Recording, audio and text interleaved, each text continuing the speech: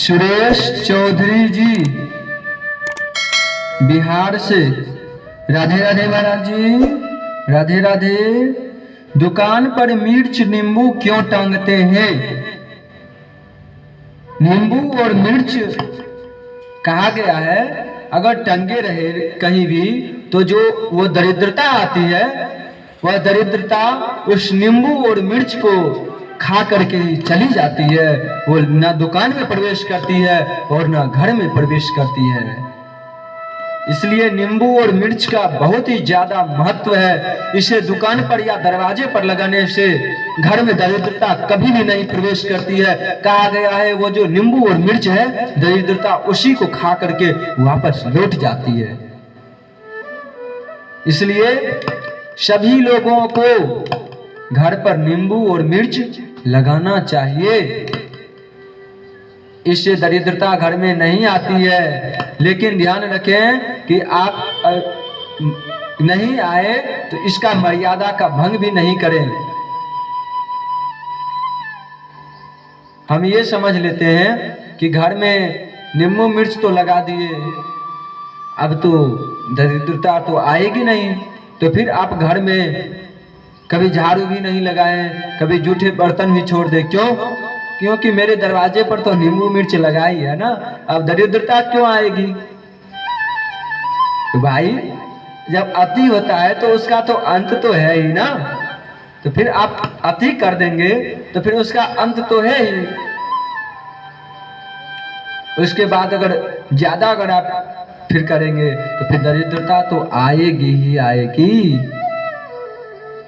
इसलिए दरवाजे पर नींबू और मिर्च लगाएं और दरवाजे पे लगाएं, मेन मुहरे पे, और उसके अंदर क्या चल रहा है वो भी ध्यान रखें। उसके अंदर में बर्तन जूठा ना पड़ा रहना चाहिए, रसोई साफ सुथरा रहना चाहिए, घर द्वार में नित्य झाड़ू लगना चाहिए, शाम को घर में अगर आंगन में तुलसी हो तो वहां पर दीपक जलते रहना चाहिए। यह सब होनी चाहिए।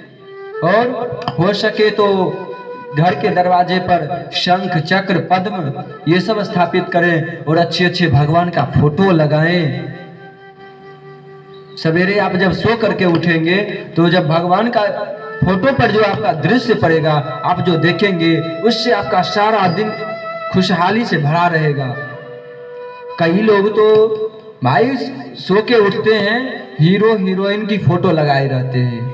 सो के उठने के बाद भगवान का दर्शन करने के बदले उन लोगों का दर्शन करते हैं। चरित्रवानों का अगर आप दर्शन करेंगे तो आपका जीवन भी श्री राम जैसा, श्री कृष्ण जैसा हो जाएगा। अगर चरित्रहीनों का अगर दर्शन किया तो आपका सारा दिन वैसा हो जाएगा, और सारा दिन अगर वैसा हुआ तो फिर जीवन भी वैसा ही हो जाएगा।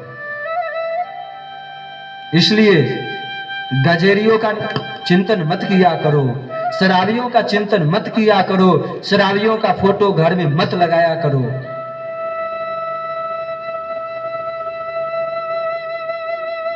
बताइए वो क्या आपको कोई संस्कार सिखा रहे हैं?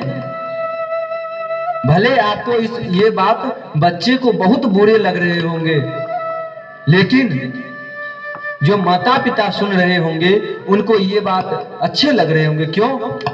क्योंकि वो समझ रहे होंगे कि ये हमारे बच्चे के लिए ये अच्छा काम है।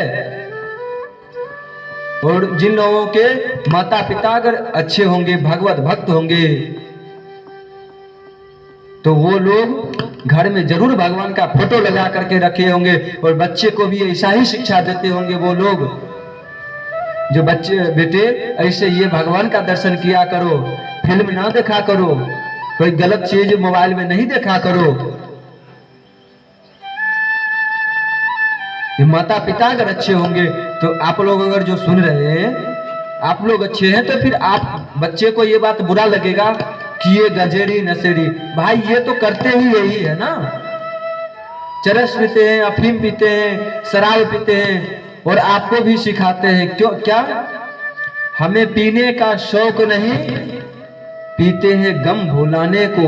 तो लोगों को लगता है भाई सच में हम भी गम में डूबे हैं, हम भी पी लेते हैं। इससे मेरा भी अब शोक दूर हो जाएगा।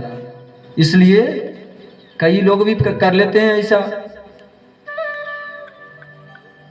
मुझे पीने का शौक नहीं, पीता हूं गम भुलाने को। ये सुपर डुपर ये लोग ऐसे कर रहे हैं, जिन्हें आप लोग सुपर डुपर मान करके हीरो बना करके रखे हैं, वो आपके बच्चे को चरित्र का हरण कर रहे हैं। और जो साधु संत जो आपको अच्छे उपदेश देते हैं, उन्हें बोलते हैं कि ये साधु संतों ने इस देश को लूट लिया।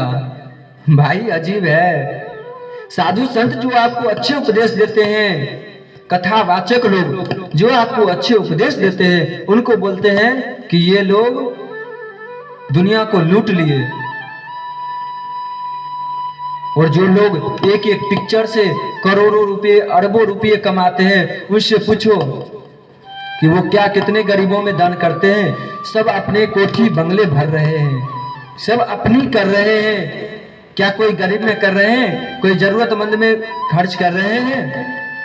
कुछ नहीं कर रहे हैं।